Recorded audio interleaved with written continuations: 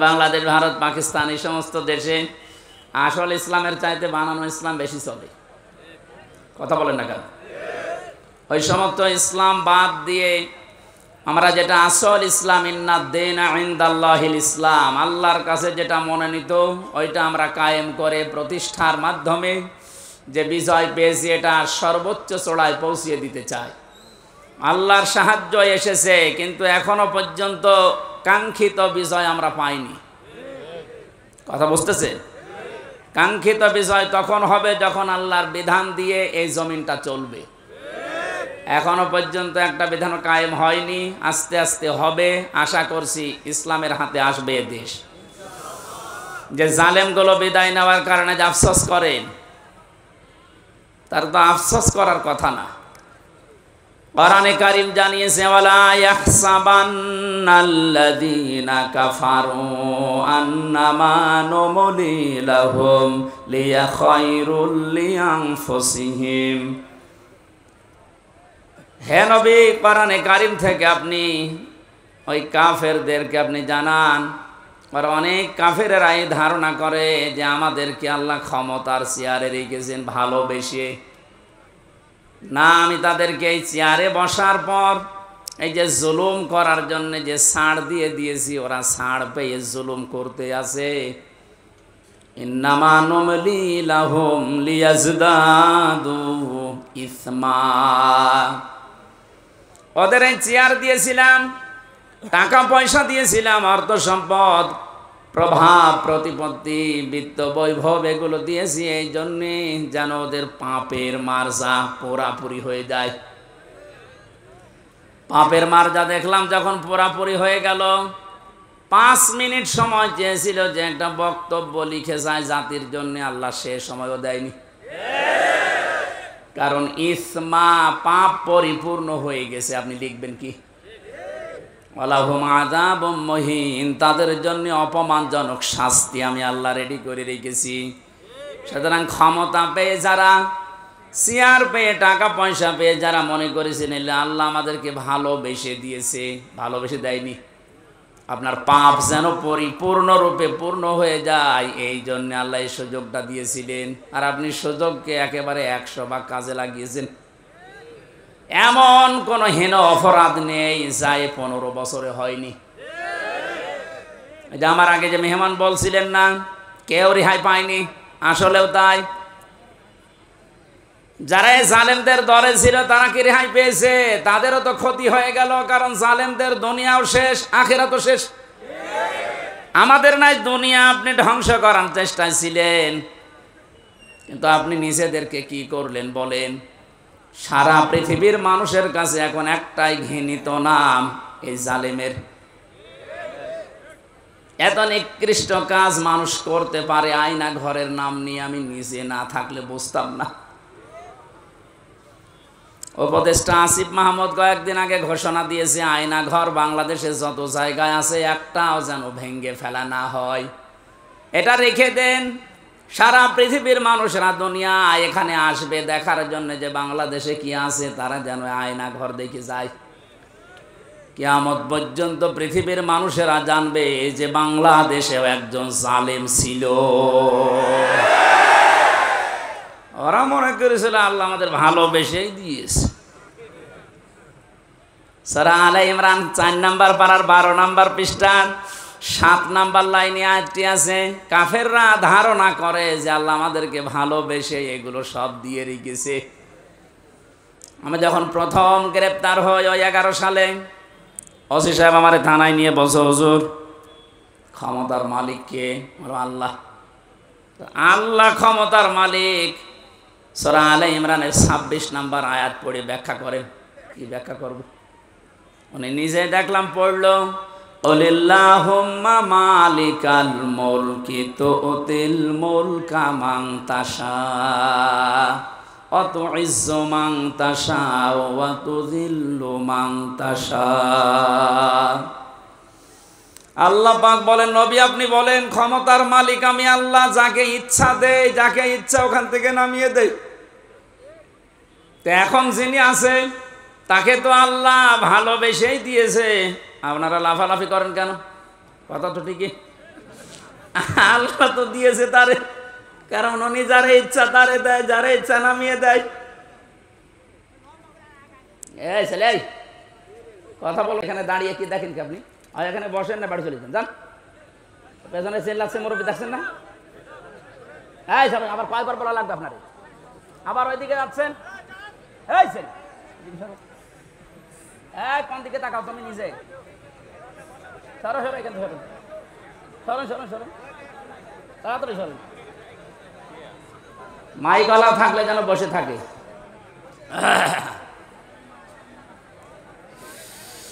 আমার ভাইরা, এই জন্য কোরআনে কারিম যারা আমরা শুনতে আজ এসেছি, ইবাদত মনে করি, যেভাবে ইবাদত করা লাগে, আমি আবার বলছি, আল্লাহ যেন ওইভাবে আজকের 1-1.5 ঘন্টা ইবাদত হিসাবে তিনি লিখে দেন, বলেন আমিন। আজকের তেলাওয়াত কিন্তু আয়াত সূরা শূরা। শূরা শব্দের শাব্দিক অর্থ হচ্ছে সংসদ। শূরা মানে কি? এটা তো আমি বানালাম নাকি? এই শব্দ শুনলে অনেকের আবার অ্যালার্জি হয়তো, যাদের অ্যালার্জি হয়তো তার এখন নেই। কথা বলেন না কেন? আমার তো মনে হয় কোরআনে কারিমের কথাগুলো বাংলার বিভিন্ন প্রান্তে বলতে গিয়ে যারা আলেমদের এই মাইক কেড়ে নিয়েছে, ওদের নামের তালিকা করে এখন মোড়ে মোড়ে টাঙিয়ে দেওয়া দরকার। জালেমগুলো যেন কিয়ামতের আগে আর নিজের পরিচয় দিয়ে এলাকায় ঢুকতে না পারে। এখনো যদি কেউ বুঝে না বোঝার ভান করে কোন মুনাফিক আবার যদি এই কাজ শুরু করেন, আপনাকে আল্লাহ অপমান আরো বেশি করবে। কারণ আমির হামজা কথা বলছে, ওর বাবার কথা সব নাকি বলেন? এই জন্য আমরা সতর্ককারী হিসাবে এসেছি। আল্লাহ আমাদেরকে নবীদের ওয়ারিস বানিয়েছেন। বিশ্ব নবী সহ যত নবী দুনিয়ায় ছিল, সব নবী ছিল সতর্ককারী। আজকের আলোচনার বিষয় হচ্ছে সতর্ক। কি বললাম? আমাদের সতর্ক হওয়া লাগবে। আর এই জন্যই এলাকার মানুষ মিলে এই আয়োজন দিয়েছে, যেন আমরা সতর্ক হতে পারি। সূরা মানে সংসদ। 53টা আয়াত দিয়েছেন আল্লাহ, 5টা রুকু আছে। একটা মাত্র আয়াত পড়েছি, 5টা ভাগ করেছেন আল্লাহ এই আয়াতের ভেতরে। আমরা এই 5টা বিষয়ে তাফসীর যেহেতু লিখে দিয়েছেন, ওইভাবে আমরা কথা বলার চেষ্টা চালাবো ইনশাআল্লাহ। নওগাঁবাসী অ্যাক্টিভ হয়ে শুনবেন। কোরআনে কারিম আল্লাহ এমনভাবে সাজিয়েছেন, এটা হেদায়েত দেওয়ার একচ্ছত্র মালিক আল্লাহর হাতেও দিয়ে দিয়েছেন। এই জন্য যত বেশি আপনি মন লাগাবেন, কান লাগাবেন, আল্লাহ তত তাড়াতাড়ি আপনাকে পথ দেখিয়ে দেবে। বিশ্বাস করতে পারেন 100 ভাগ কোরআনের কোন সতর্কবাণী শোনার পরে যদি কারো মনের পরিবর্তন না হয়, সে যেন বিশ্বাস করে নেয় যে তার কপালে আর হেদায়েত নেই। কথা বুঝতেছেন?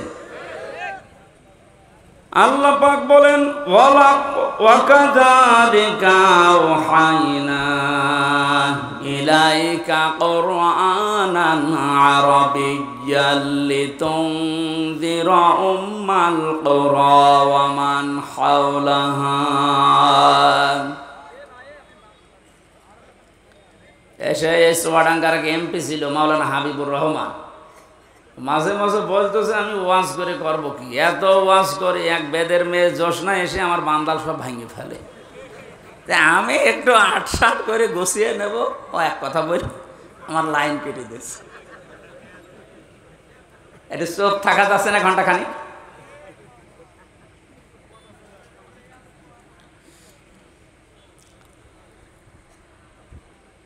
চারটা বড় বড় নিয়ামত আল্লাহর কাছে আমরা কথা বলছিলাম, উনি নিজে পছন্দ করেন, কিন্তু তার এই বান্দা বান্দিরা এটা পছন্দ করে না। 1 নম্বরে কন্যা সন্তান।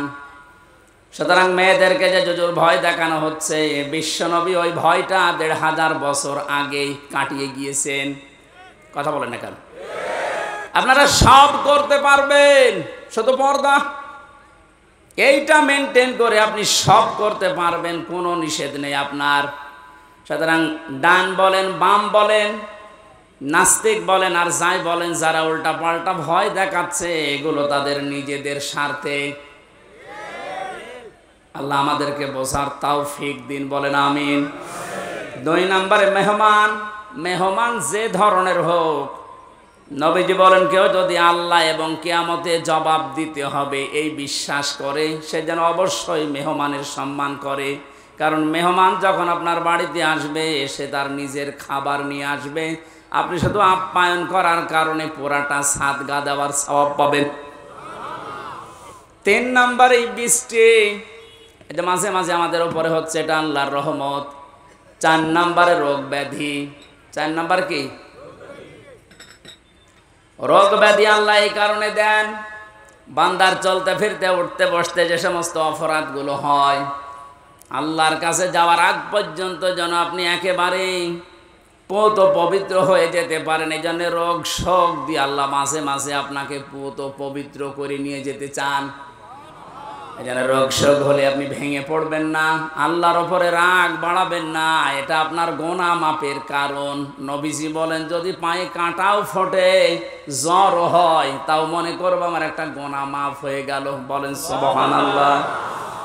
ওয়ামা সাবাকুম মিন মুসিবাতিন ফাবিমা কাসাবাত আইদিয়াহুম ওয়া ইয়াফু আন কাসীর। সূরা শূরার ভেতরে আছে, আল্লাহ জানিয়েছেন যে সমস্ত বিপদ আপদগুলো তোমাদের ওপর আমি মাঝে মাঝে পাঠাই, একটাও ইচ্ছা করে পাঠাতে চাই না।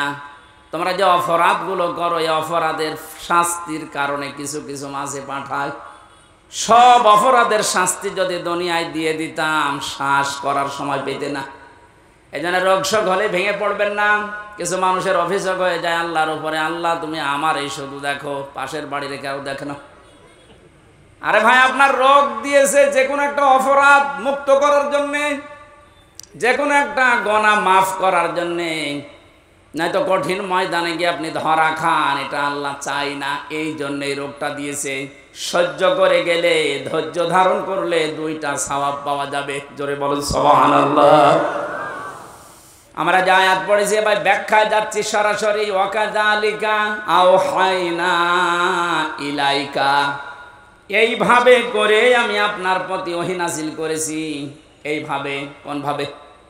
তাফসীরে ফি জিলালিল কোরআনে লিখেছেন, মুফাসসির বলেন এইভাবে মানে এর আগে আল্লাহ বহু নবীকে আল্লাহ ওহী দিয়েছিলেন, ঠিক এইভাবে।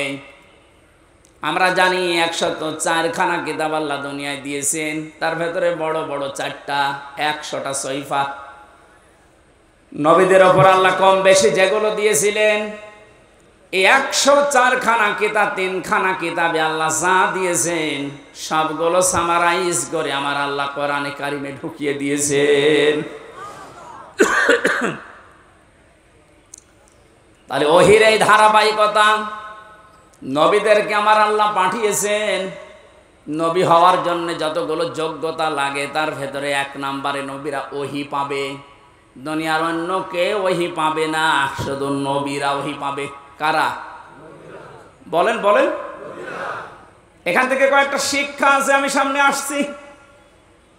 আল্লাহ পাক নবীদেরকে ওহী দিয়েছিলেন পূর্ণাঙ্গ শরীয়ত নাযিল করার জন্য। সর্বপ্রথম যে নবীকে ওহী দিয়েছিলেন হযরতে নূহ আলাইহিস সালাম, একেবারে সর্বশেষ কমপ্লিট করার জন্য কোনোদিন আর কিছু লাগবে না। যাকে তিনি ওহী দিয়েছেন তার নাম মুহাম্মাদুর রাসূলুল্লাহ। আল্লাহ পাক তাকে ওহী দিয়ে সর্বশেষ জানিয়েও দিয়েছেন, আলিয়াউমা আকমালতু লাকুম দীনাকুম। হে নবী, আজকের এই দিনই আমার যে জীবন ব্যবস্থা, দিন ইসলাম, এটা আমি পরিপূর্ণ করে দিলাম আপনাদের জন্যে। আমার যত নিয়ামত ছিল সব আপনাদের জন্য আমি পরিপূর্ণ করে দিলাম। এবং শুধু ইসলামকে পরিপূর্ণ করেই শেষ করে দিলাম না, ওয়ারাদিতু লাকুমুল ইসলামা দীনা। ইসলাম জীবন ব্যবস্থা, এটা আমি আল্লাহ নিজে আপনাকে দিয়ে রাজি হয়ে গেলাম। জোরে বলুন সুবহানাল্লাহ। এখানে যারা আছি আমরা অধিকাংশ যেহেতু মুসলিম, সুসংবাদ গ্রহণ করেন। আল্লাহ শুধু ইসলাম দিয়ে শেষ করে দেয়নি। আল্লাহ বলেন আমি ইসলামের উপরে শুধুমাত্র, কেবলমাত্র, একমাত্র রাজি আছি। তাহলে এই আয়াত দ্বারা বোঝা যায় দুনিয়ায় প্রায় 4500 ধর্ম, এখন কোন ধর্মের মানুষের উপরে আল্লাহ রাজি নেই। কথা বলেন না কেন? কোন ধর্মের মানুষের উপরে আল্লাহ রাজি নেই। এমনকি তাদের ধর্মীয় অনুষ্ঠানের দ্বারা যদি আল্লাহকে খুশি করতে কেউ চায়, ওমাইয়াবতাগি গায়রাল ইসলামি দীনান ফালাই ইউকবালা মিন। সূরা আলে ইমরানের 85 নম্বর আয়াতের প্রথম অংশে আছে, ইসলাম বাদ দিয়ে দুনিয়ার যে কোনো নিয়ম দিয়ে যদি কেউ আল্লাহকে রাজি করতে চায়, ওর জীবনের কোনো ইবাদত বন্দেগী আল্লাহর কাছে কবুল হচ্ছে না, হবে না। ইকবাল এটা মোজারে, বর্তমান ভবিষ্যৎ, প্রেজেন্ট ফিউচার। আরবি গ্রামার অনুযায়ী মোজারের আগে লাং শব্দ আসলে অর্থ হয় কোশ্চিন কালেও হবে না। গ্যারান্টি দিচ্ছে কে? আরো জোরে বলেন। যেহেতু সতর্ক আজকের আলোচনা, সতর্ক করছি তামাম দুনিয়ার মানুষদেরকে। আমি বহু ইহুদের সাথে মিশে দেখেছি বিভিন্ন দেশে, যে আমি খ্রিস্টানের সাথে মিশেছি, যারা সত্যি ধর্ম পালন করে চলে। কোরআনের এই আয়াতে যে দুইটা পড়লাম, সূরা মায়েদা এবং সূরা আলে ইমরান, আর একটা আছে 19 নম্বর আয়াত সূরা ইমরানের, ইন্নাদ-দীনা ইনদাল্লাহিল ইসলাম। অবশ্যই আমি আল্লাহর কাছে মনোনীত একটাই জীবন ব্যবস্থা, ধর্ম, তার নাম ইসলাম। তার নাম কি? লক্ষ্য করেন শব্দের দিকে, দ্বীনের আগে আলিফ লাম আছে। আরবি গ্রামার অনুযায়ী আলিফ লাম 4 ভাবে ব্যবহার হয়। এখানে যেটা আছে একেবারে নির্দিষ্ট করার জন্য যে আলিফ লামটা, রব্বুল আলামিন জানাতে চেয়েছেন পৃথিবীর মানুষেরা অবশ্যই আমি আল্লাহর কাছে একটাই মাত্র জীবন ব্যবস্থা, ধর্ম পছন্দনীয়, গ্রহণীয়, সেটার নাম ইসলাম। ওই সমস্ত মানুষগুলো ধর্ম এত কঠিন ভাবে মেনে চলে। ইহুদিদের সাথে যখন আমি গাড়িতে যেতাম দেখেছি, এত খাস পর্দা করে চলে। ওদের স্ত্রীদেরকে শুধু চোখ দেখা যায়, হাত মোজা, পা মোজা পর্যন্ত পরা। খ্রিস্টানের সাথেও মিশে দেখেছি যারা সত্যি ধর্ম মেনে চলে, অ্যাক্টিভ। মুসলমানদের ভেতরেও যারা প্র্যাকটিসিং মুসলিম একেবারে 100%, তারা যেমন খাস পর্দা করে চলে, আমি ওই রকম পেয়েছি। কিন্তু ওদের ওই ধর্মের দ্বারা, ওদের ওই জীবন ব্যবস্থার দ্বারা আল্লাহকে রাজি করা সম্ভব না, কারণ ওগুলোর উপরে আল্লাহ রাজি নেই। যেহেতু এই পৃথিবীর সর্বশ্রেষ্ঠ এবং নির্ভুল কিতাব, সর্বশ্রেষ্ঠ সর্বশেষ নির্ভুল কোরআনে কারিম, এটা দিয়ে সতর্ক করলাম। যত জায়গায় আওয়াজ যাচ্ছে, আপনি এখনো চিন্তা ভাবনা করে দরকার হয় ফিরে আসবেন, সময় এখনো আছে। কিন্তু মৃত্যুর গড়গড়ানি শুরু হয়ে গেলে তখন কিন্তু আর তাওবাও কবুল হবে না। আশা করি সতর্কবাণীটা আপনি মানবেন। আর আমাদের জন্য সুসংবাদ, দুনিয়া আখিরাতে কিচ্ছু না পাই, ইসলাম পেয়েছি, মানতে পারি আর না পারি। কথা বলে না, হয়তো 100 মানতে পারি না পারি পুরো নিয়মটা, কিন্তু ইসলাম আমি জীবন ব্যবস্থা হিসাবে পেয়েছি, এই জন্য আমি খুশি। আন আব্বাস রাদিয়াল্লাহু তাআলা আনহু قال, একটু এদিকে তাকান, মান যাকা তামাল ঈমান মান রাদিয়া বিল্লাহি রাব্বা ওয়া বিইসলামি দীনা ওয়া বিমুহাম্মাদির রাসূলিল্লাহ সাল্লাল্লাহু আলাইহি সাল্লাম নাবিয়্যা ওয়া রাসূলা। রাওয়াহু মুসলিম। আল্লাহর নবী জানিয়েছেন পৃথিবীর প্রতিটি জিনিসের আলাদা আলাদা স্বাদ আছে। ঈমান যদি কেউ আনে আর মনে করে আমি স্বাদ পেতে চাই, ঈমানেরও স্বাদ পাওয়া যায়। ঈমানের স্বাদ আছে না নেই? ঈমানের স্বাদ যদি না থাকবে, পৃথিবীতে মানুষ ইসলামের জন্য এত কোরবানি দেবে, এত কষ্ট সহ্য করবে কোন কারণে? অবশ্যই ঈমানের স্বাদ আছে। ঈমানের স্বাদ পাওয়ার জন্য এখানে 3টা পয়েন্ট আমরা পেয়েছি। যে ব্যক্তি আল্লাহকে রব পাওয়ার পরে খুশি হয়ে গেছে, মুহাম্মদুর রাসূলুল্লাহকে একমাত্র আদর্শ পাওয়ার পরে খুশি। 3 নম্বরে দিন বা জীবন ব্যবস্থা হিসাবে ইসলামকে পেয়ে যারা খুশি, এই মানুষগুলো ঈমানের স্বাদ পেয়েছে। ঈমানের স্বাদ পাবে তা না, মান যাক, এটা মাঝি অতীতের শব্দ, পাস্ট।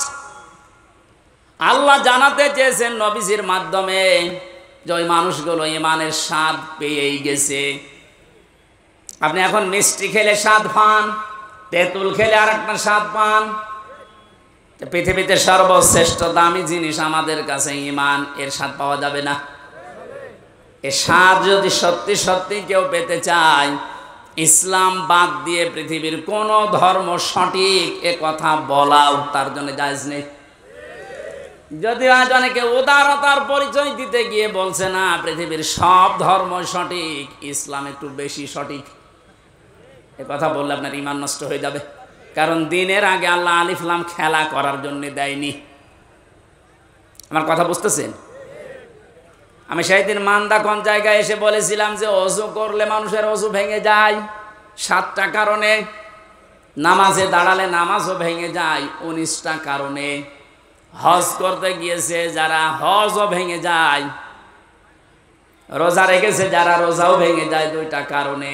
এরকম প্রত্যেকটি ইবাদতের নষ্ট হওয়ার পেছনে কিছু না কিছু কারণ আছে। কথা বলে না কেন? সবচাইতে দামি যেটা তার নাম ঈমান।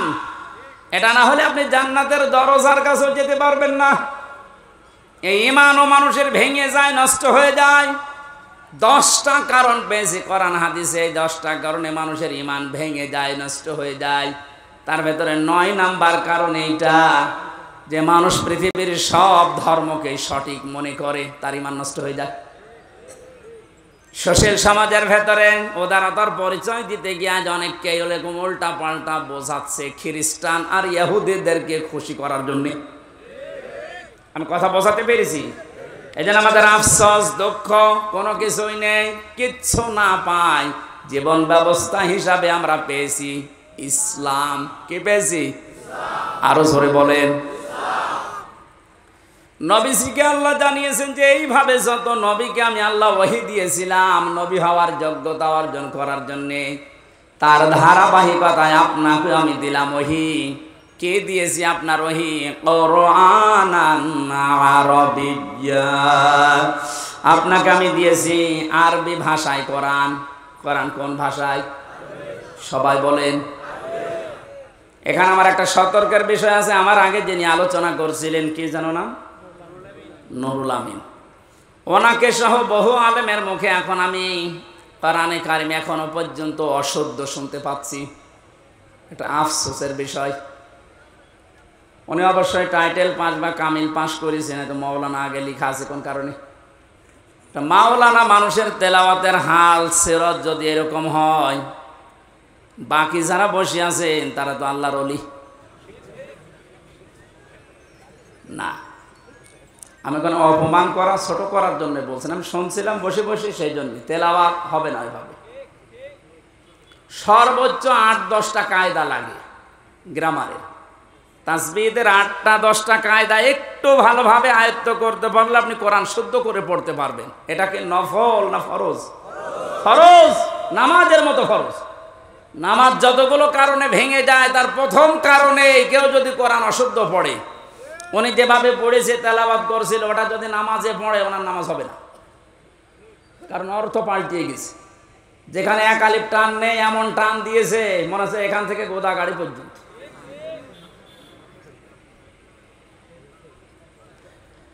এই জন্য আশা করছি কোরআনে কারিম এলাকায় যারা পড়ায়, মাদ্রাসা এবং এতিমখানা মসজিদ যেখানে আছে এই সমস্ত জায়গাগুলো আরো ওপেন করেন। এখন যেহেতু জালেমের আর কোনো আনাগোনা নেই, হ্যাঁ এরপরেও কিছু জালেম মুনাফিকের সুরত নিয়ে এখনো পর্যন্ত বিভিন্ন দৃষ্টিকে বাধা দিচ্ছে। সাফ কথা শোনেন, যারা কোরআনে কারিম পড়া, বোঝা, কোরআনে কারিমকে প্রচার করা, প্রতিষ্ঠা করায় বাধা দেয়, এরা টাটকা নির্ভেজাল কাফের, কোনো সন্দেহ নেই।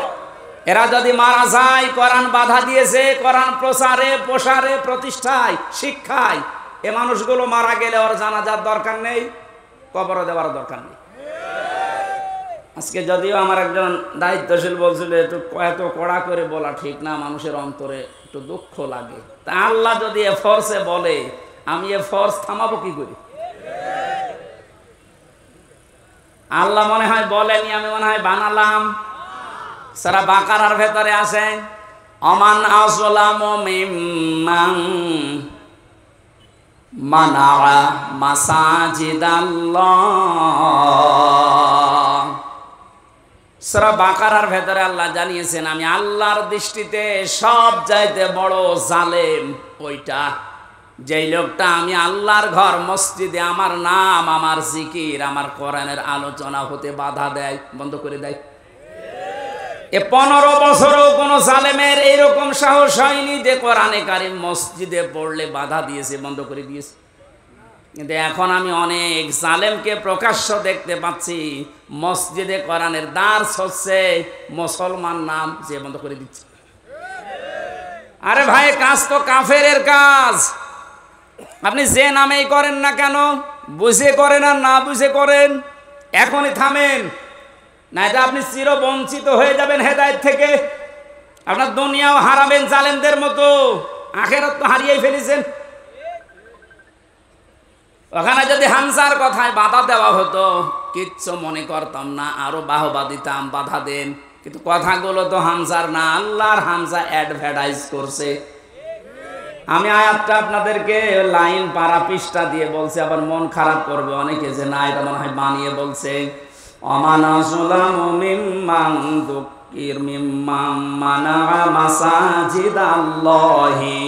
একটা একটা করে অর্থ বলছি। ওয়া মানে এবং, মান মানে যে ব্যক্তি, আযলাম ইসমে তাফসীর, এটা সুপারলেটিভ ডিগ্রি, এর চাইতে বড় শব্দ আর ভয়ঙ্কর শব্দ কোরআনে নেই। আল্লাহ বলেন সব চাইতে বড় জালেম ওই লোকটা। ইংরেজিতে যেমন গুড, বেস্ট, বেটার বলে, এই যে এটা সেটা, এর চাইতে আর বড় কিছু হয় না আরবি ভাষায়। আল্লাহ এত বড় শব্দ ইউজ করার পরে বলেন আমার দৃষ্টিতে বড় জালেম কে আপনি দেখতে চান?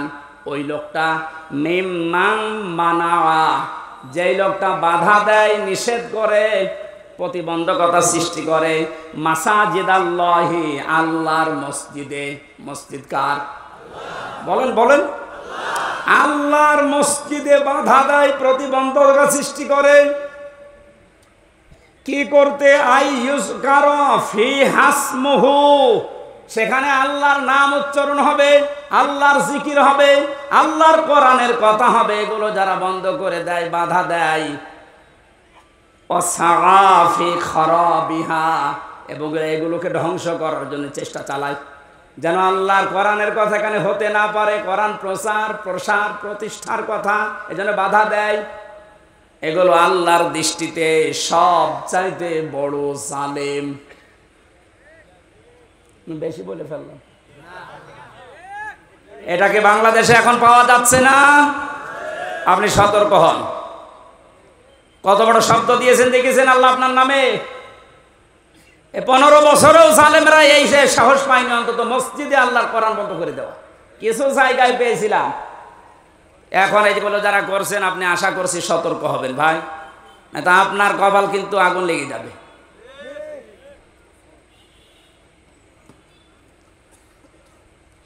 এই আয়াতের ভেতরে পেয়েছিলাম কোরআনান আরবিয়্যা, কোরআনে কারিম আপনার পথে আমি দিয়েছি ইংরেজি ভাষায়। কি বলেন না কেন? কেন আরবি ভাষায় দিলাম?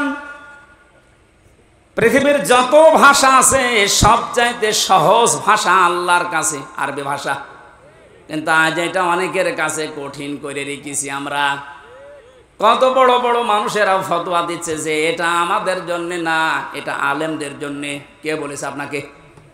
নামাজ পড়া যেরকম ফরজ, মাস্ট বি কোরআনে কারিম শিক্ষা করা ওইরকম ফরজ। দল মত নির্বিশেষে, বুঝে হোক না বুঝে হোক, অন্তত আপনি নবীর দল বাদ দিয়ে অন্য দলে আছেন, থাকেন, কিন্তু কোরআন পড়া শুরু করেন। জেলখানায় বহু মানুষকে আমি উল্টা পাল্টা দেখেছি, কোরআনে কারিম 1 বছর 1.5 বছর পড়ার পরে ওই মানুষগুলোরা এত পরিবর্তন হয়েছে।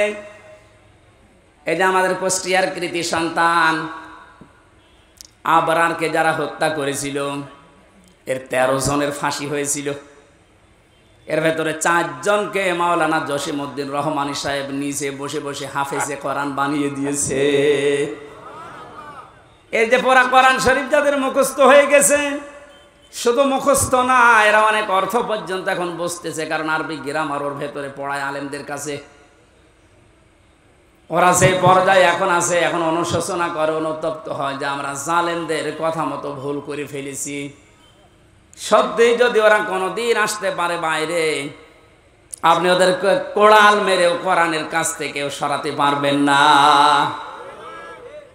এজন আহ্বান জানাচ্ছে, আপনি আরবি ভাষাটা শেখেন। ওয়ালাকাদ ইয়াসসারনাল কুরআনা লিযিকরি ফাহাল মিন মুদ্দাকির। চারবার আল্লাহ একটা কোরআনে এক সূরার ভেতরে দিয়েছেন। আমি কোরআন সহজ করে দিয়েছি তোমাদের জন্য, এরপরও এখান থেকে শিক্ষা করা, উপদেশ নেওয়ার মতো কি কেউ পাবো না? কে বলছেন? এই জন্য যেখানে আসেন আগে কোরআনের কাছে আসেন, এইটা শেখেন। আপনাকে আমি আমার বাবার দিকে ডাকছি না, ডাকছি আমার আল্লাহর কোরআন শিক্ষার জন্যে। এই দুনিয়াতে যেহেতু কোরআনে কারিম দিয়ে সতর্ক করার জন্য নবীদের প্রতি আল্লাহ ওহী করেছেন সতর্ক বাণী হিসাবে। প্রথম সতর্কের ভেতরে পেয়েছি লিতুনযিরা উম্মাল কুরা ওয়া মান হাওলাহা। একটু খেয়াল করে শুনবেন। আল্লাহ পাক বলেন, এই আরবি ভাষায় কোরআনে কারিম আপনার প্রতি আমি ওহী করলাম কেন জানেন? আপনি এ দ্বারা এই যে উম্মুল কুরা, যেটা শহরের মা, তার মানে মক্কা শরীফ, এই মক্কার লোকদেরকে আপনি সতর্ক করবেন। এতটুকু যদি আল্লাহ দিতেন, এই আয়াতটা আমি পড়তাম না। পরের শব্দটাই সমস্যা হয়ে গেছে আমাদের জন্য। আল্লাহ পাক বলেন উম্মাল কুরা ওয়া মান হাওলাহা। শুধু মক্কা নগরী না, এর আশপাশে যত জায়গা আছে, তাফসিরে মুফাসসিরিন ইকরাম লিখেছেন আশপাশ মানে তামাম দুনিয়া। তার মানে কোরআনের সতর্কবাণী চলবে শুধু মক্কা আর মদিনায়? বলেন আমান হাওলাহা, সারা দুনিয়ায়, সারা দুনিয়ার জন্য এই কোরআন। যেহেতু এখানে নাজিল হয়নি, তারপরও হাওলাহার ভেতরে বাংলাদেশও আছে। এই জন্য আপনাকে আমি কোরআন দিয়ে আজকে সতর্ক করব কয়েকটা, যেগুলো আমরা পাবো সামনে। কোরআনে কারিম দিয়ে সতর্ক করার পরেও যদি কোনো মানুষের, ওই যে আগে বললাম যে পরিবর্তন আসছে না, আপনি মেনে নিতে পারেন, বিশ্বাস করতে পারেন যে আল্লাহকে, আপনাকে আল্লাহ জাহান্নামেই দেবে। কারণ এর চাইতে অথেন্টিক সতর্ককারী কিতাব দুনিয়াতে আল্লাহ আর দেয়নি, কিয়ামত পর্যন্ত দেওয়ার সম্ভাবনাও। আরো জোরে বলেন। কোরআনে কারিমে আল্লাহ জানিয়েছেন ইত্তাবিউ মা উনজিলা ইলাইকুম মির রাব্বিকুম ওয়া লা তাত্তাবিউ মিন দুনিহি আউলিয়া ক্বালিলাম মা তাযাক্কারুন। হে নবী, সবাইকে বলেন তারা যেন সবাই আঁকড়িয়ে ধরে, ইত্তেবা করে, অনুসরণ করে যেটা আপনার প্রতি আমি আল্লাহ নাজিল করলাম, তার নাম বলেন আরো জোরে। তাহলে এখানে আর কোনো মতভেদ আছে যে কোরআন আঁকড়িয়ে ধরার ব্যাপারে কোনো ফতোয়া আছে? কোনো মতভেদ, মত পার্থক্য অন্য বিষয়ে থাকতে পারে, কোরআনের ব্যাপারে আমাদের সব এক হওয়া লাগবে। এ নির্দেশ আল্লাহর। আল্লাহর পরবর্তীতে বলেন ওয়ালা তাত্তাবিউ, অনুসরণ করবা না, মিন দুনিহি আউলিয়া, কোন ওলির। শাব্দিক অর্থ শোনার পরে মনে হচ্ছে আল্লাহ তার ওলিদের বিরুদ্ধে। না মানে আপনি বলেন শাব্দিক অর্থ যেটা করলাম, আল্লাহ ওলিদের বিরুদ্ধে মনে হচ্ছে। ওয়ালা তাত্তাবিউ, কে অনুসরণ করবা না, মিন দুনিহি আউলিয়া, ওলির বহু বচন আউলিয়া, কোন ওলির অনুসরণ দরকার নেই। শাব্দিক অর্থ শোনার পরে কিন্তু মনে হচ্ছে যে আল্লাহ মনে হয় তার ওলিদের বিরুদ্ধে। তাফসিরে আমি যতগুলো মিলিয়েছি আয়াতের সাথে, সব মুফাসসির এভাবেই লিখেছেন। আল্লাহ পাক ভালোভাবে জানেন দুনিয়াতে এমন সময় আসবে যে সময় আমার অনেক বান্দা বান্দি আবেগে আল্লাহর চাইতে ওদের আব্বাকে বড় মনে করবে। সে সময় আসতে এখনো দেরি আছে। কথা বলেন এখন, সে সময় পার হয়ে গেছে। আল্লাহর চাইতে আব্বাকে এত বড় মনে করেছিল, আল্লাহর ঘোষণা ওর পছন্দ হয়নি। আল্লাহর ঘোষণা ছিল কি, মিল্লাতা আবিকুম ইব্রাহিম, তোদের আছে জাতির পিতা ইব্রাহিম, এটা কোরআনের আয়াত না? এই কথা বলেন না কেন? এটা পুরা উল্টিয়ে জাতির পিতা ইব্রাহিম আমরা মানি না, আমার পিতা ইব্রাহিম, আমার পিতা জাতির পিতা। আল্লাহ ওটা দাঁড় করাতে দিয়েছে। কথা বলে না কেন? শুধু হেলিকপ্টারে উঠতে দেরি। আমি তো 1:30টার সময় ছাদের উপরে থেকে দেখছিলাম, একজন আমারে বলছে কিছুক্ষণ পরে সেনাবাহিনী বসেছে, ঘোষণা আসবে। তারপর ওই সময় গুলি চলছিল। 14 জন আমার সামনেই মারা গেছে 5 তারিখে। 1:30টার পরেই কিছুক্ষণ পরে 2টায় উনি ভাষণ দেবে, হলো না 3টায় দেবে, হলো না 4টায় দেবে সেনাবাহিনীর প্রধান। এ পর্যন্ত আসতে আসতে আর মাত্র 1 ঘন্টা। 4টার পরে ভাষণ শুনে 5টার আগে শুনছি কুষ্টিয়ায় বাবা আর নেই। যে কয়টা বাবা যেখানেই ছিল সে ছবি আকারে হোক আর পাথর দিয়ে হোক একেবারে গুড়িয়ে দিয়েছে। কোন বাবার অনুসরণ যেন না করা হয়, এই জন্য আল্লাহ কোরআনে কারিমে সতর্কবাণী দিচ্ছেন। এ সতর্ক যারা মানে নাই, কত কিছু নষ্ট করলেন বলেন। আপনার বিবেকের কাছে কি হয়েছে? এত কোটি কোটি টাকা খরচ করে আপনি এটা করলেন, স্থায়ী তো হইল না। ঘন্টা ব্যাপী সময় লাগে না, যে যেটা দিয়ে পেরেছে ভেঙেছে। অনেকে ভাঙতে না পারলে পোশাক করেছে। আমি কাবা শরীফে যখন তাওয়াফ করছিলাম, ওপরে ওঠার পরে আমার পেটে হঠাৎ ব্যথা। এক পুলিশকে জিজ্ঞাসা করলাম, ভাই এতক্ষণ তো ভালোই ছিলাম, 7 চক্কর দিলাম, কিছু হইল না, এ কোন জায়গায় আসলাম, পেটে ব্যথা করছে। পুলিশ আমারে বলছে, ইয়া হাজি উল হজ্জা তাই না বিলাদুকা। ও হাজিবার দেশ কোথায়? যে তুমি বাংলাদেশ। বাংলাদেশ থেকে এসেছি। ওনার ভাষা দিয়ে আমারে বলছে, আপনি জানেন না এটা কোন জায়গা? না তো। আবু জাহেলের বাড়ি। আপনি এখনো পায়খানা না করে দাঁড়িয়ে আছেন, তাড়াতাড়ি করেন। সত্যি কথা বলছি, পায়খানা করে দেখে আমার পেটের ব্যথা ভালো হয়ে গেছে। আল্লাহ আমাকে যেন জানাতে চাচ্ছিল, হামজা ওই সময় 3.5 লাখ টাকা লাগতো 16 সালে। এত টাকা খরচ করে আসলে আরো শয়তানের মুখে পায়খানা না করে চলে যাবা, তাড়াতাড়ি করো। পেটের ব্যথা দিয়েছিল কে? কথা বলেন না কেন? এত দামি জায়গা কাবার পাশে। আমার মনে হয় কাবা শরীফ থেকে আবু জেহেলের বাড়ি কাছে, এরপরে নবীর বাড়ি, তাই না? কাবার পাশে যে জায়গা, তার দাম বেশি না কম? বেশি। মানে আপনি এখন 1 কাঠা কিনে দেখেন তো, এত দামি জায়গা। আল্লাহর কোরআনের বিরুদ্ধে যাওয়ার কারণে, কোরআনের বিরুদ্ধে অবস্থান নেওয়ার কারণে ওর বাড়ি যদি পায়খানা হতে পারে।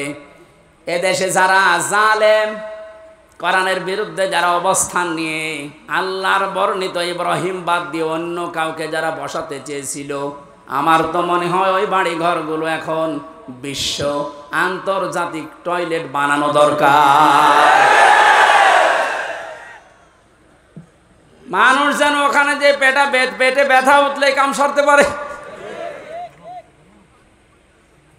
কারণ এই জায়গাগুলো অভিশপ্ত। জালেমরা যেখানে থাকে এই জায়গাটা হয়ে যায় অভিশপ্ত। আমরা মিনা থেকে মুজদালিফায় যাওয়ার আগে দেখেছি বারবার যারা পেছনে থাকে বলে এখান থেকে দৌড়ান কেন? কারণ এটা জায়গাটা গজবের জায়গা। গজবের কিছু জায়গা আছে যেখানে জালেমেরা বসবাস করে, জায়গাটাই আল্লাহ গজবের জায়গা বানিয়ে দেয়। আর আমার তো মনে হচ্ছে এই দেশটায় যারা জুলুম করেছে 1734 জন মানুষ ছিল মেন দায়িত্বে, এদের অধিকাংশ বসবাসের জায়গাগুলো এখন গজবের জায়গা। আজ অনেক জালেম এখন মাঝে মাঝে কল দেয় যে হুজুর আপনি যা বলেন এর জন্য তো আমারও ভয় লাগে, আতঙ্ক লাগে, আপনি আমার নাম বলে দেন কেন? আমি তো সেরকম কিছু করি নাই। কিচ্ছু করেন নাই। আপনি নিজেই বলতেন যে হুজুর আপনার দোষ নেই, আমি জানি। তে জানেন আপনি, আপনাকে একটু যদি সাহায্য করতেন, উপরে যে কয়টা স্যার আছে আপনার যদি বলতেন যে কিচ্ছু জানেন এ বিষয়ে, আমারে তো দায়িত্ব দিয়েছেন রিমান্ডের, কিছু পাইনি, কি করব, একটু একটু নরমাল করে দেই, তাহলে আমার 3 বছর থাকা লাগে না। আপনি উপরে উপরে বলতেন আর ভেতরে যে এমন এমন কথা লাগাতেন, ওরা নিজেরা আপনারে বলতো পিটান, হুজুরে পিটান। আমি নাম আর নেই না, নামও নিচ্ছি না, কিন্তু আপনি যা করেছেন বিবেকের কাছে আপনি জিজ্ঞাসা করেন, আপনি ঘুমাতে পারবেন না। কোরআনে কারীম দিয়ে সতর্ক করা দরকার, শুধু মক্কা মদিনা না, তামাম পৃথিবী। এজন্য আলেম যারা দাবি করে, নবীর ওয়ারিস যারা, এই দাবিদার মানুষগুলোর উচিত পেছনের দিকে না তাকিয়ে কোরআন দিয়ে তামাম দুনিয়া চষে বেড়ানো।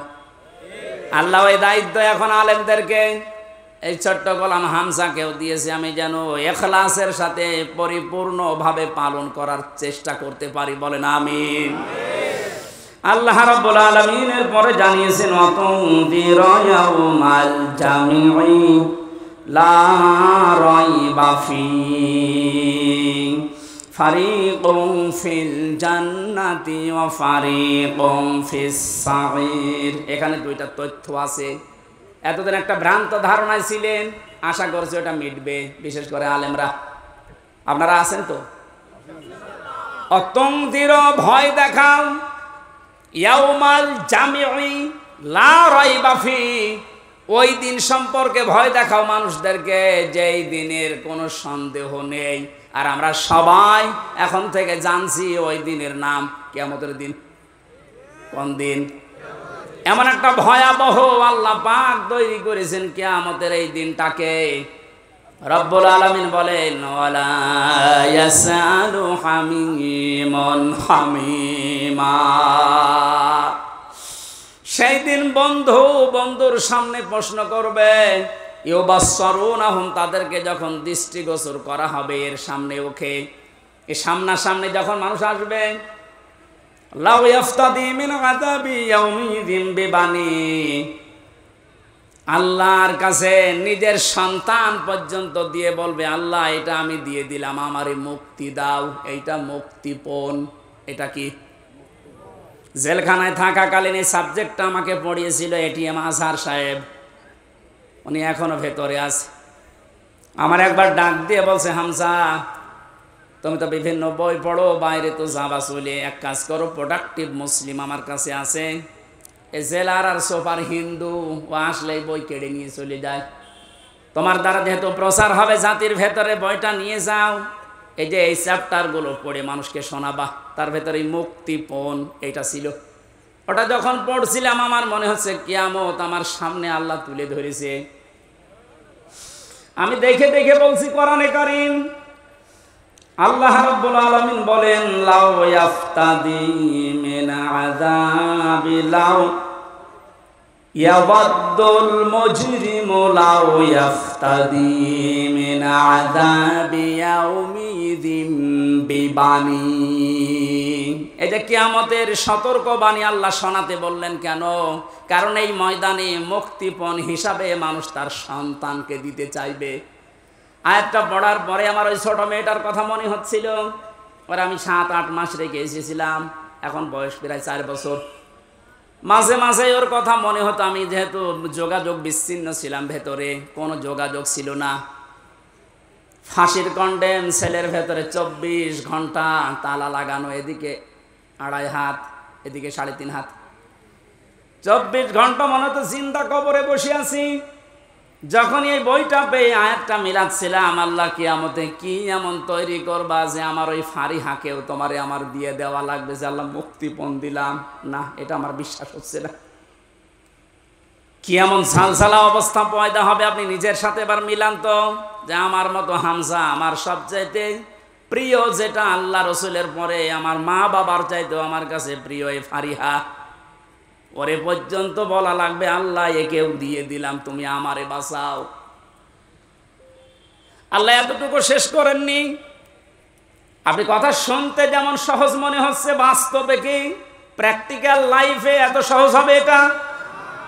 সব চাইতে আমি বললাম আল্লাহ রসুলের পরে আমি পৃথিবীতে সব চাইতে বেশি ভালোবাসি আমার ছোট মেয়েটাকে। বড়টার প্রতি অত মহব্বত এখন আর নেই, ছোটটার প্রতি যত বেশি।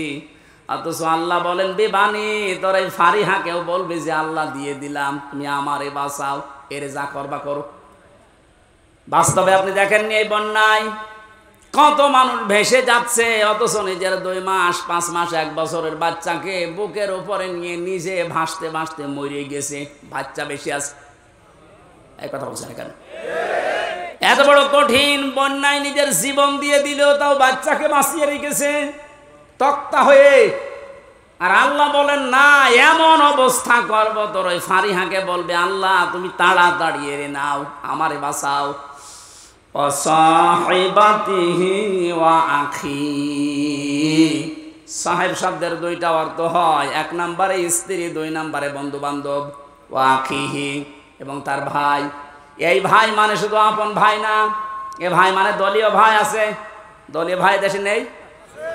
এক কথা বলেন না কেন? বড় ভাই আছে, মেজ ভাই আছে, ছোট ভাই আছে।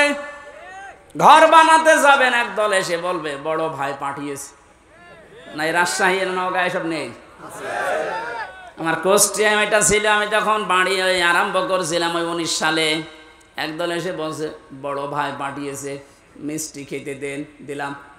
কিছুদিন পরে এসে বলছে ছোট ভাই পাঠিয়েছে, মিষ্টি খেতে দেন। ভাই কত তোমাদের? আল্লাহ বলেন কে আমাদের ওই কঠিন দিনে যেটা সম্পর্কে সতর্ক করতে বলছি নবী, ওই দিন সে তার এই ভাইকে পর্যন্ত যত রকমের ভাই বলবে আল্লাহ দিয়ে দিলাম, এদেরকে নেন, আমারে বাঁচান।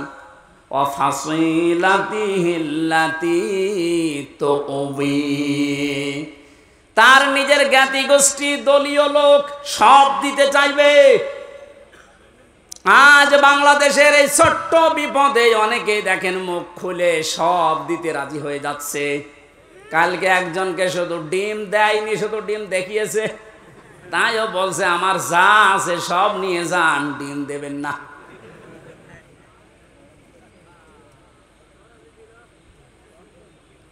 বাংলার মুসলমানেরা এত কিছু শুরুই করেনি,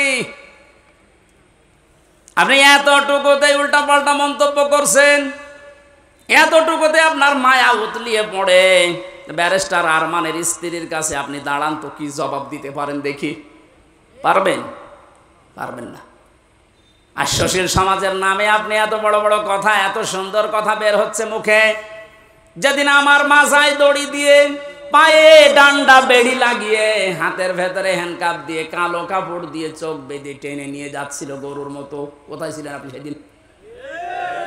ভণ্ডামি করার জায়গা পান না। অমানবতার প্রকাশ্য শত্রু এই যেই কয়েকজন এখন উল্টা পাল্টা কাজের কারণে জনগণের রসানলে পড়ছে, আপনি কি মনে করছেন এগুলো আল্লাহর ওলি? এই ইনুর দ্বারা, এই মেননের দ্বারা, কালামানিকের দ্বারা, বিশেষ করে শিক্ষা ব্যবস্থা ধ্বংসের পেছনে এই দীপমণি এবং এই নভেলের দ্বারা যত ক্ষতি হয়েছে, এ জাতি কোনোদিনও ক্ষতি পোষাতে পারবে না। আপনি দেখেছিলেন কত নিচে নেমেছে শিক্ষা ব্যবস্থা, একেবারে নিচে নেমে গেছে এই মুসলমানের দেশ, 96% মুসলমান আমরা। অথচ ইসলাম ধর্ম পড়াচ্ছে দেখলাম একজন হিন্দু। কোথায় নেমেছেন আপনি? এরপর আপনার মায়া লাগে, টুকরা টুকরা করলেও গায়ের ঝাল মেটে না। কারণ আমারে শুধু ধ্বংস করেন, আমার পুরা প্রজন্ম ধ্বংস করে দিয়েছে। আল্লাহ দয়া করে হাত দিয়ে বাঁচিয়েছে, নয়তো আমরা ধ্বংস তো হয়ে গিয়েছিলাম। 96% মুসলমানের শেষে যদি একটা হিন্দু ইসলাম ধর্ম বই পড়ায়, তে কোথায় আছে আপনি শিক্ষা ব্যবস্থা বলেন?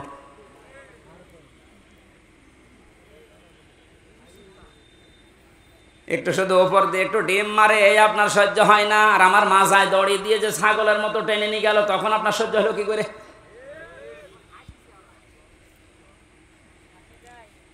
রব্বুল আলামিন বলেন এই যে যত জ্ঞাতি গোষ্ঠী ছিল, দলের লোক ছিল, এ সব কিছুকে বলবে আল্লাহ দিয়ে দিলাম, নেন, আমারে আপনি মুক্তি দেন। আল্লাহ বলেন এতটুকুই শেষ করেনি, ওমান ফিল আরদি জামিআ, ওর দুনিয়ায় যত সম্পদ ছিল সব দিতে চাইবে। সুম্মা ইউনজি, এরপরও বলবে আল্লাহ তুমি আমাকে বাঁচাও, বাঁচাও, বাঁচাও, এই আওয়াজটা হবে। তাফসিরে 3 বার আওয়াজ দেওয়ার পরে আল্লাহ বলেন কাল্লা, কখনো না, ইন্নাহা লাযা। ও নওগাঁবাসী, শুধু ওয়াজ শোনার জন্য শুনছেন, আমি বলার জন্য বলছি তা না, এটা মিলান। এতগুলো কথা বলতে বলতে আল্লাহ কেমন কঠিন ধমক দিলেন দেখেন। ও তার নিজের সন্তান, স্ত্রী, বন্ধু বান্ধব, ভাই, দলের লোক, গোষ্ঠীর লোক, দুনিয়ার সব সম্পদ দিতে রাজি আছে, যে শুধু মুক্তিপণ হিসাবে দিলাম, আমাকে মুক্তি দেন। আল্লাহ ধমক দিয়ে বলবেন, কাল্লা, কখনোই না, ইন্নাহা লাযা, তোকে আমি লাজাই দেব। এখানে একটা শিক্ষা পাবেন, শুনতেছেন? শিক্ষাটা কি? ইন্নাহা লাযা, তোকে আমি লাজাই দেব। লাজা কি? জাহান্নামের একটা দরজার নাম। যে 7টা দরজা আল্লাহ বানিয়েছেন জাহান্নামের, হুতামা, হাবিয়া, জাহিম, জাহান্নাম, সাকার। এই যে লাজা, এটা একটা ভয়ঙ্কর দরজা। আল্লাহ বলেন, নাজ্জাআতাল লিশ-শাওয়া, এ দরজা দিয়ে প্রবেশ করার সঙ্গে সঙ্গে মানুষের চামড়া খসে পড়ে যাবে।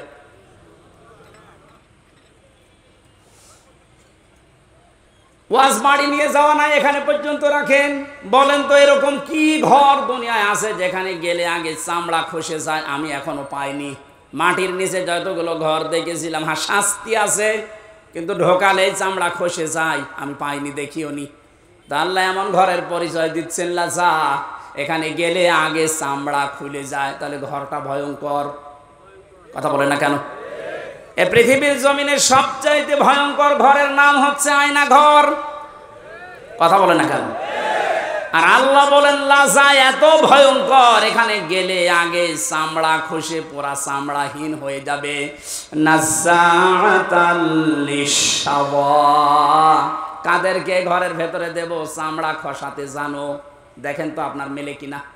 তাদউ মান আদবারা ওয়া তাওয়াল্লা, এই ঘরের দরজা নাম ধরে ধরে তাদেরকে শুধু ডাকতে থাকবে যারা ইসলামের কথা শোনার পরে, সঠিক কথাগুলো শোনার পরে মুখ ফিরিয়ে নিত, এবার টান করে অহংকার করে চলে যেত। আমার মনে হয় বাংলাদেশে এখন এই চরিত্রের মানুষ আছে। চোখে আঙ্গুল দিয়ে দেখিয়ে দে যে এটা সঠিক পথ, কোরআনের পথ, আল্লাহর নাম নিয়ে বলা হয়, রসুলের হাদিস দিয়ে বলা হয়, এরপরও এবার টান করে মুখ ফিরিয়ে অহংকার করে চলে যাচ্ছেন। এর পরবর্তী তো আরো খারাপ কথা দিয়েছেন আল্লাহ, ওয়াজামাআ ফাআওয়া, এই লাজা নামক জাহান্নাম তাদেরকে ডাকবে যে মানুষগুলো সম্পদ আদি শুধু জমা করেছিল, পঞ্জীবিত করেছিল, আর মনে করেছিল এটা আমার কাছে থাকবে। এই জালেমরা যেটা মনে করেছিল। আমার তো মনে হয় কোরআনের সূরা মারিজের এই আয়াতগুলো পড়লে জালেমদের সাথে খাপের খাপ, মুমতাজের বাপ মিলে যাচ্ছে না? এগুলোকে 9:30 পর্যন্ত কি করেছেন? আমার আয়াত কেবল শুরু হচ্ছে আর এখন আদায় করে না। এই জন্য তো মাহফিলে আমি আসতে চাই না। আদায় করা মাহফিলে নিয়ে আসবেন না, এগুলো আগে থেকে করে নেবেন। তাফসীর করতে লিখে দিয়েছেন, আমি তা যা শেষ করবো তো আয়াতগুলো, নাকি আগে ওইটা করে নেব? শেষ করে আবার থাকবেন তো নাকি? টাকা কথা তোলা কথা বললে অত চলে যাবেন। নেন 5-7 মিনিট না, 4 মিনিট সময় দিলাম, 4 মিনিট। যারা যাচ্ছে যা আছে সব আগে দিয়ে দেন, এরপরে শব্দে যাবো আবার, তাড়াতাড়ি করেন। আরে হোসাইন কই গো, হোসাইন কই? কালেকশনে মাহফিল নিয়েছে, ও কালেকশন করতে পারে না? এটা তো আমি জানি না, তো আমার জোর করে চাপিয়ে দিলে হবে?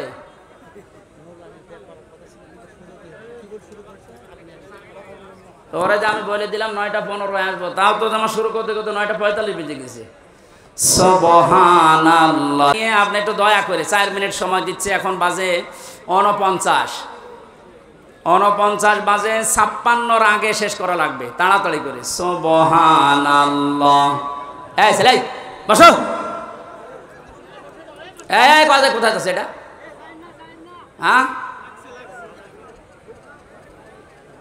সুবহানাল্লাহ আলহামদুলিল্লাহ লা ইলাহা ইল্লাল্লাহ, সুবহানাল্লাহ আলহামদুলিল্লাহ লা ইলাহা ইল্লাল্লাহ, লা ইলাহা ইল্লাল্লাহ মুহাম্মাদুর রাসূলুল্লাহ।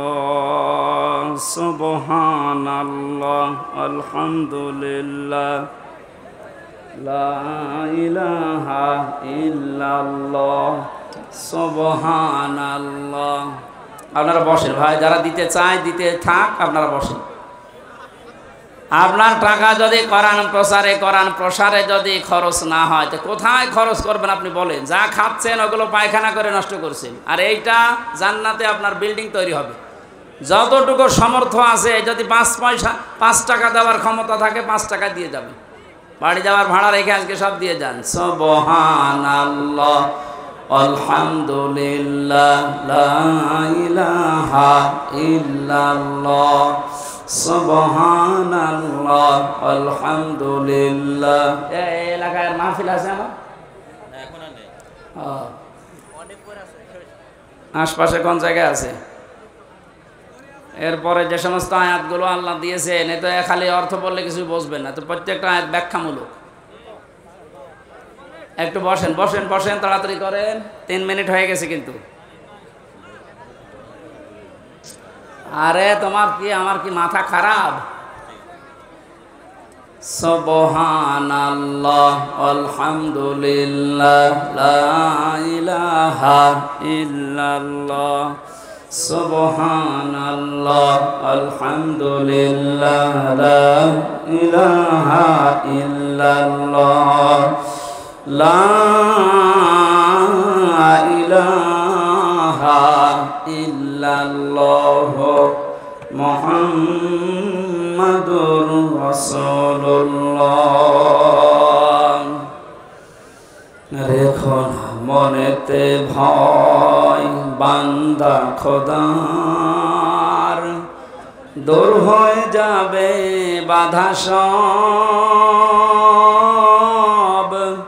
তোমার আমার এক মালিক আছেন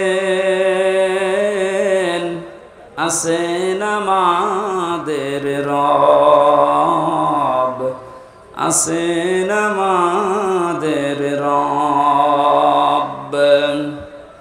হয়েছে? হ্যাঁ, চলে যান, এবার চলে যান, যান। যারা দিয়েছেন ওনাদের বের করে দিন। এই তাড়াতাড়ি বের হন।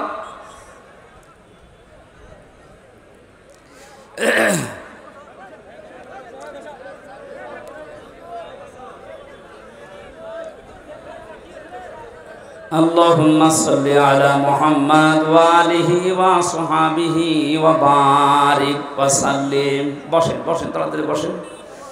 আল্লাহুম্মা সাল্লি আলা মুহাম্মাদ ওয়া আলিহি ওয়া সাহবিহি ওয়া বারিক ওয়া সাল্লিম। আল্লাহুম্মা সাল্লি আলা মুহাম্মাদ ওয়া আলিহি ওয়া সাহবিহি ওয়া বারিক ওয়া সাল্লিম। আমার ভাইরা, আমরা কিয়ামতের এই দিনের কথা সতর্ক করছিলাম আল্লাহর কোরআন দিয়ে। এখন এই সতর্ক করতে গিয়ে যে মানুষগুলোর কলিজায় লেগেছে শত্রুতা করবে আমি জানি।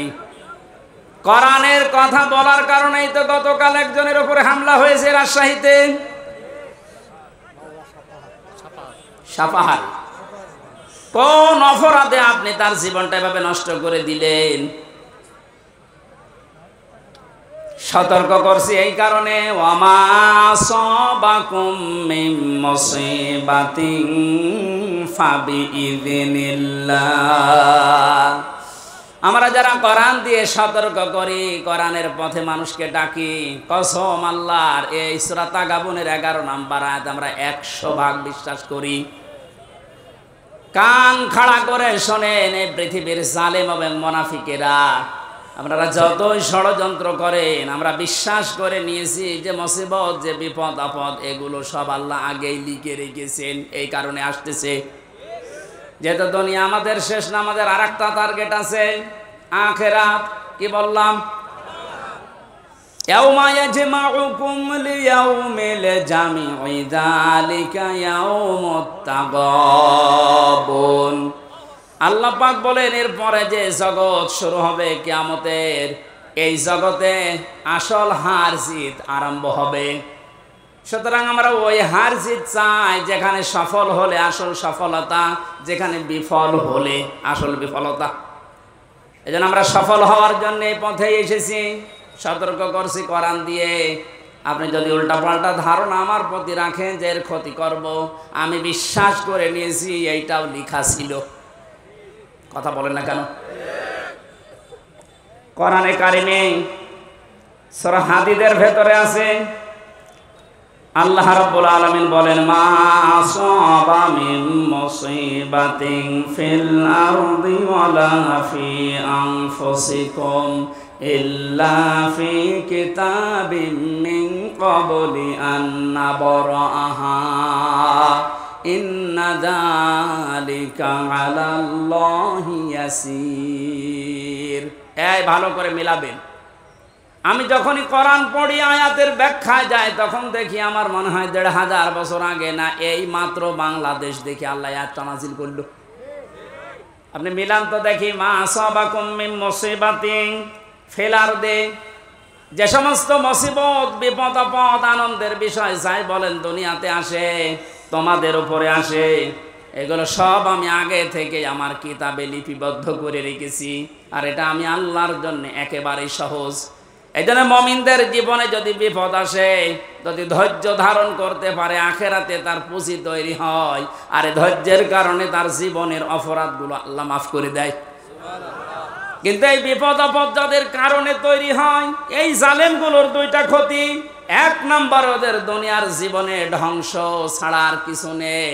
কারণ জালেমদের জন্য আমি ওই দিন বলেছিলাম যে বরদোয়া, জালেমদের জন্য মামলা দায়ের করবে সরাসরি আল্লাহ।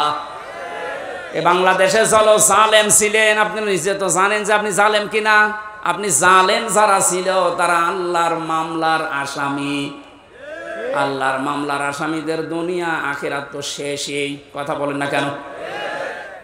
এই জন্য আমরা যারা বিপদে পড়ি আমাদের কোনো আফসোস নেই, জানি এগুলো কিতাবে লেখা আছে, হবে এটা। দুইটা উপকার আমাদের জন্য। আমরা যদি কোনো নিয়ামত পাই একেবারে আনন্দে আত্মহারা হয়ে উল্টা পাল্টা কাজে আমরা জড়িয়ে পড়ি না।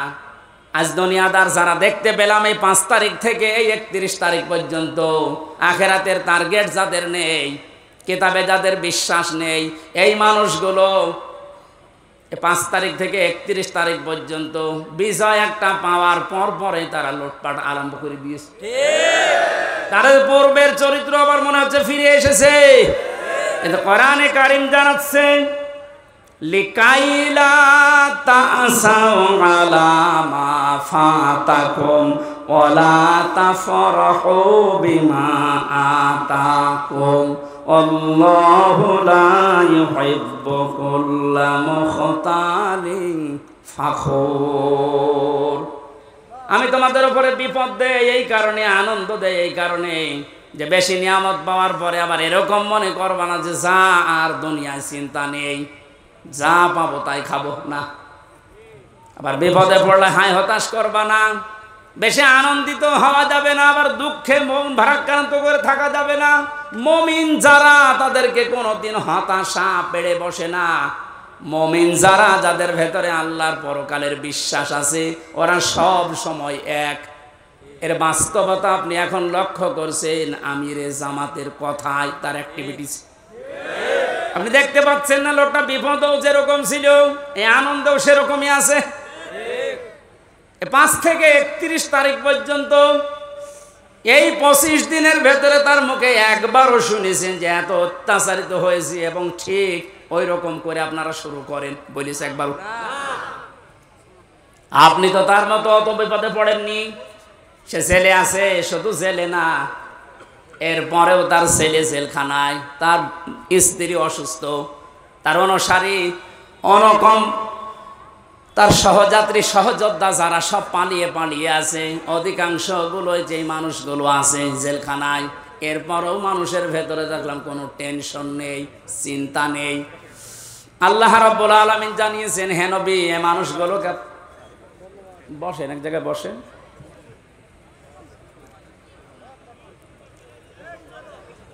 কোন নিয়ামত পাবার পরে যেন আমরা একেবারে আনন্দে আত্মহারা হয়ে কোন মানুষের উপরে জুলুম অত্যাচার নির্যাতন না করি, সে কথা আল্লাহ এই আয়াতের ভেতরে জানিয়েছেন।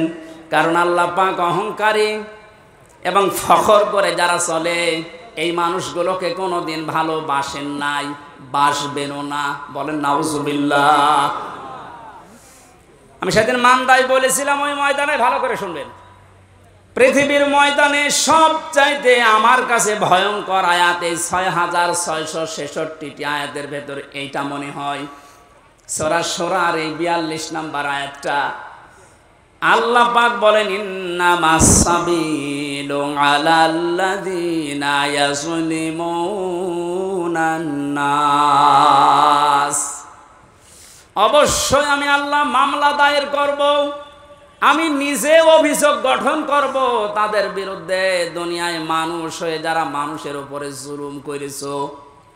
আয়াতটা পড়ার পরে আমি নিজের সাথে বাস্তবতার সাথে মিলিয়ে দেখি, এই বাংলায় হাজার হাজার লক্ষ মানুষ আল্লাহর মামলার আসামি। হয় আমরা নিজেদের নফসের উপরে জুলুম করছি, পরিবারের উপরে জুলুম করছি, প্রতিবেশীর উপরে জুলুম করছি, রাষ্ট্রের উপরে জুলুম করছি, জনগণের উপরে জুলুম করছি। যে কোনো দিক থেকে আমি জালেমের কাতারে পড়ে যাচ্ছি। আর জালেম যে, তার বিরুদ্ধে মামলা দেবে ওসি সাহেব কে? আপনি বলেন তো, কত বড় শক্ত কথা এটা। আল্লাহর মামলার আসামি আপনি। পুলিশের কাছে বাধা দেন, পুলিশ বাদী কেস হবে। রাষ্ট্রের কাজে বাধা দেন, রাষ্ট্র বিরোধী মামলা হবে। আর যারা জালেম তারা আল্লাহ বিরোধী মামলার আসামি। আজটা যেহেতু বিশ্বাস করি 100 ভাগের জন্য ভয়ে থাকি, না জানি আমি আবার নিজে আল্লাহর মামলার আসামি হয়ে যাচ্ছি না তো। কারণ নফসের উপরে তো জুলুম হয়ে যায় মাঝে মাঝে। এটা না হলে পরিবারের উপরে হয়, এটা না হলে রাষ্ট্রের উপরে হয়, জনগণের উপরে হয়। যে কোনো সাইডে আমি যেন কোনো জুলুমের সাথে সংমিশ্রণ করে না ফেলি, এটা আল্লাহর কাছে সবচাইতে বড় ঘৃণার বিষয়। দুনিয়ায় যত কিছু আল্লাহ ঘৃণা করেন তার ভেতরে 1 নম্বরে জুলুমটা। এত কঠিন ভয়ঙ্কর কথা আয়াতের ব্যাখ্যায় হাদিস এসেছে, আয-যুলমু যুলুমাতু ইয়াউমাল কিয়ামা। কিয়ামতে জুলুম এত অন্ধকার হয়ে মানুষকে ঘিরে রাখবে, নিজের চামড়া পর্যন্ত দেখতে পাবে না। আমার তো মনে হয় আমাদের অনেকের জীবনে এরকম অবস্থা আসতেছে। এখনই আমরা সতর্ক হব, জীবন চলে যাক, আমার দ্বারা কেউ যেন জুলুমের শিকার না হয়। আজ নিয়ামত পেয়ে অনেকে এখন 5 তারিখ থেকে 31 তারিখ পর্যন্ত জরিপ বের হচ্ছে, কত মানুষ লুটপাট আরম্ভ করেছে একেবারে নিজের বাবার সম্পত্তি মনে করে। জালেম যারা তারা অবৈধ ইনকাম করেছে, তার হিসাব তার দেওয়া লাগবে আল্লাহর কাছে। আপনি নিজে জুলুম করে তার সম্পদগুলো উল্টাপাল্টা তছনছ করে নিজেও আল্লাহর মামলার আসামি হয়ে যাচ্ছেন। আপনি থামেন। আপনাকে আমি থামার জন্য বলছি, নিজের জীবন আখেরাত, দুনিয়া আখেরাত ধ্বংস করে দেবেন না। রব্বুল আলামিন বলেন, 2 নাম্বার, আমি তাদের বিরুদ্ধে মামলা দায়ের করব, কেস করব, অভিযোগ গঠন করব। ওয়ায়াবগুনা ফিল আরদি বিগাইরিল হক। এই পৃথিবী শান্ত হয়ে যাওয়ার পরে যারা অশান্তি করার জন্য মাঝে মাঝে এই দুনিয়া বিশৃঙ্খল পরিবেশ তৈরি করার জন্য চেষ্টা চালায়। কথা বুঝতেছেন? দুনিয়া শান্ত হয়ে যাওয়ার পরে যেন অশান্ত করার জন্য চেষ্টা চালাবেন না। আলাহুম আযাবুন আলীম, তাদের জন্য যন্ত্রণাদায়ক শাস্তি আমি এই দুনিয়ায় আর মরণের পরে রেডি করে রাখলাম। তার মানে শাস্তি রেডি আছে। এই 2টা অপরাধে আমরা যেন না জড়িয়ে পড়ি। আল্লাহ বলেন আমিন। কোরআনে কারিমের আয়াত দিয়ে যে সতর্কবাণী আল্লাহ উচ্চারণ করেছিলেন যে কিয়ামতের এই দৃশ্যের কথা আপনি মানুষদেরকে শোনাবেন, যাদের ভেতরে জবাব দিতে হবে এই টেন্ডেন্সি আছে, হে নবী আপনি দেখবেন এই মানুষগুলো এমনিতেই পরিবর্তন হয়ে যাচ্ছে। আর যাদের ভেতরে বিশ্বাস নেই যে না, দুনিয়ার জীবনই শেষ জীবন, আমার আর দরবারে ইলাহিতে দাঁড়ানো লাগবে না, এই মানুষগুলোকে কোরআন দিয়ে সতর্ক করলেও কাজ হবে না। ফাযাক্কির বিল কুরআনি মান ইয়াখাফু ওয়াঈদ। So admonish and or by the Holy Quran him who frays my threat. আল্লাহ বলেন নবী আপনি কোরআন দিয়ে তো এই মানুষগুলোকে সতর্ক করতে পারেন, তারা আপনার বাণী শোনার পরে সতর্ক হবে, ভীত সন্তুষ্ট হয়ে যাবে, যারা আল্লাহর ধমকের ভয় করে। কার ধমক? বলেন বলেন। পুলিশের ধমক খেলে আপনার জীবনে ভয়ে কাঁপাকাঁপি করেন। পুলিশকে যিনি বানিয়েছেন আমার আল্লাহ, উনি নিজে বলছেন আমি ধমক দেব। আল্লাহর ধমক যে কত কঠিন, কত ভয়ঙ্কর, সূরা ইয়াসিনের ভেতরে ব্যাখ্যায় আছে। আমরা আবার আল্লাহর ধমকের উপযুক্ত হয়ে যাচ্ছি না তো? আমাদের জীবন এখনই থামানো লাগবে। এমন এমন কোনো কাজে আঞ্জাম দেওয়া যাবে না যে আমরা আবার আল্লাহর মামলার আসামি হয়ে যাচ্ছি, আল্লাহর ধমকের উপযুক্ত হয়ে যাচ্ছি। আল্লাহ যেন এরকম ধমক সূচক কিছু আমাদেরকে না বলেন, এই রকম জীবন গঠন করা দরকার। বলেন আমিন। রব্বুল আলামিন জানিয়েছেন সতর্কবাণীগুলো উচ্চারণ করার পর ওই দিবস সম্পর্কে মানুষদেরকে আপনি ভয় দেখাবেন, যেই দিবসে তার মা বাবা, স্ত্রী, পুত্র, আত্মীয় স্বজন কোনো কিছু কাজে আসবে না। আর ওই দিবস সম্পর্কে কোনো সন্দেহ, সংশয় এর অবকাশও নেই। সে দিবসের নাম কিয়ামত। কোন দিবস? এই কিয়ামতে জবাব দিতে হবে। এই টেন্ডেন্সি যতদিনে জাতির ভেতরে পয়দা না হবে, পুলিশ বলেন, র্যাব বলেন, আরবি বলেন, কোনো বাহিনী দিয়ে অপরাধ মুক্ত করা সম্ভব না। মক্কার ওই মানুষগুলো, ওদেরকে পরিবর্তন করার জন্য নবীজি এটা অ্যাপ্লাই করেছিলেন। যারা চুরি করতো, ডাকাতি করতো, নারীর ইজ্জতের জমছিল, ওই মানুষগুলোকে যখন বোঝাতে পেরেছিলেন আর একটা কিন্তু জগৎ আছে, দাঁড়াতে হবে। হযরত ওমরের মতো এরকম ভয়ঙ্কর মানুষ, এই মানুষটার জীবন এত পরিবর্তন হয়ে গেছে, 24 ঘন্টায় তিনি আতঙ্কে থাকতেন, আল্লাহ আমি তোমার সামনে দাঁড়াতে পারবো তো? রাষ্ট্রের সর্বোচ্চ দায়িত্বে ছিলেন হযরত আবু বকর। আজ এই যে 1600 মানুষ, 28 জন মানুষ দায়িত্বে ছিল, আমি হাদিসটার সাথে মাঝে মাঝে মিলাতাম। আল্লাহ, ওনার সন্তান আব্দুল্লাহ একদিন পায়েস খেতে চেয়েছিল। স্ত্রী ডাক দিয়ে বলছেন, স্বামী আপনি তো দেশের দায়িত্বে আছেন, যে টাকা পয়সা নিয়ে আসেন এর দ্বারা আজকে পায়েস তৈরি করা সম্ভব না। আপনি এক কাজ করেন, বাইতুল মালে যিনি আছেন অর্থমন্ত্রীর দায়িত্বে, তারে বলেন আগামী মাসের বেতনটা যেন আমাদেরকে দিয়ে দেয়। উনি বললেন ঠিক আছে দেখি। অর্থমন্ত্রীর কাছে বাইতুল মালে যিনি খাজানচিতে আছে বললেন আগামী মাসের যে বেতন পায়, মনে করেন 1200 দিরহাম, আমার আপনি দিয়ে দেন, আগামী মাসে আমার দেওয়া লাগবে না।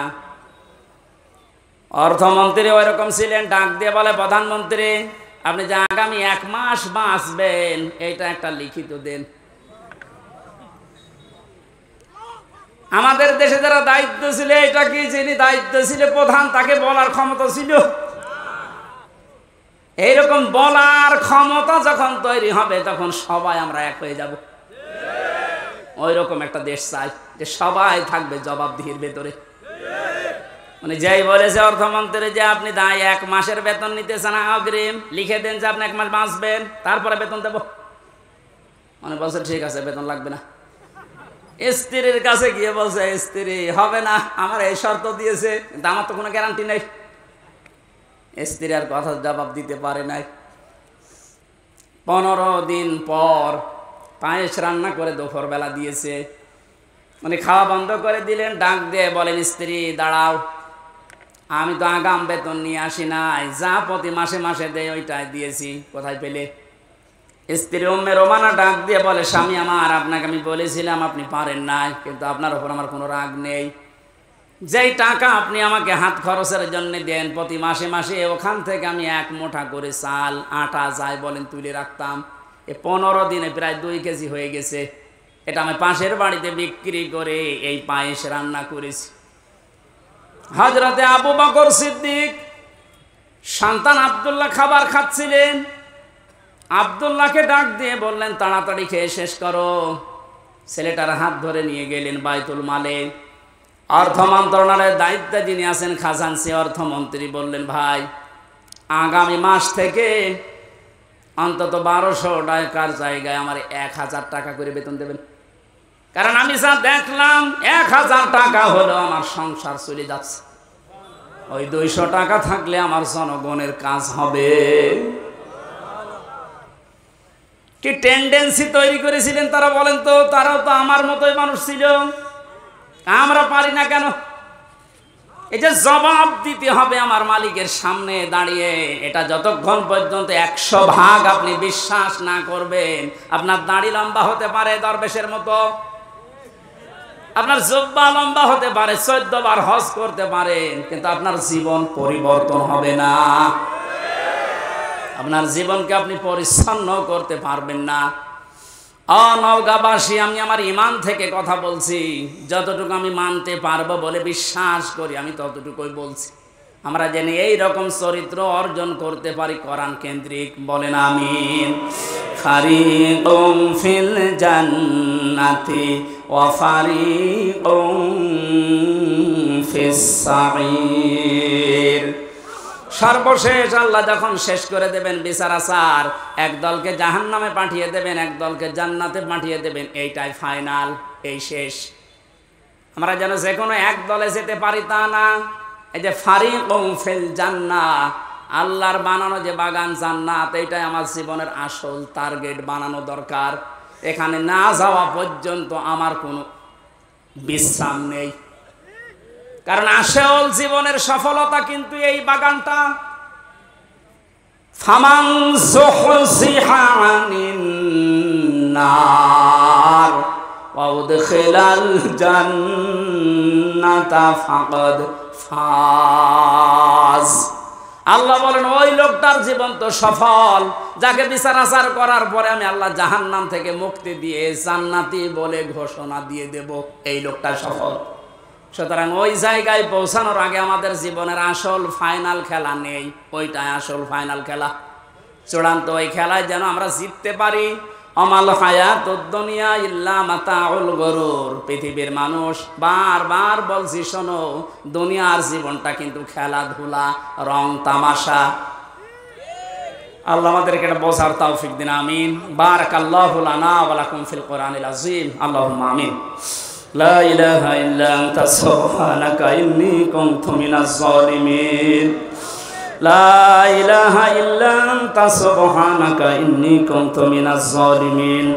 ফাস্তাজাবনা লাহু ওয়া নাজ্জায়নাহু মিনাল গাম্মি ওয়া কাযালিকা নুনজিল মুমিনিন। রব্বানা যালামনা আনফুসানা ওয়া ইল্লাম তাগফির লানা ওয়া তারহামনা লানাকুনান্না মিনাল খাসিরিন।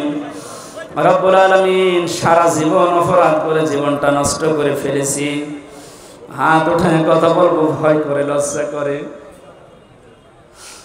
পেছনের দিকে তাকালে জাহান্নামের আগুন ছাড়া কিচ্ছু দেখা যায় না। আল্লাহ, আমাদের অপরাধের দিকে তাকালে হয়তো তোমার মাফ করতে ইচ্ছে করবে না। তোমার গাফফার নামের দিকে তাকাও, তোমার সাত্তার নামের ওসিলায় আমাদের অপরাধগুলো তুমি এই মুহূর্তে সব গোপন করে দাও। বড় ভয় লাগে কিয়ামতের এই কঠিন ময়দানে কোটি কোটি কোটি মানুষের সামনে আমাদেরকে দাঁড় করিয়ে আবার অপমান করবা না তো?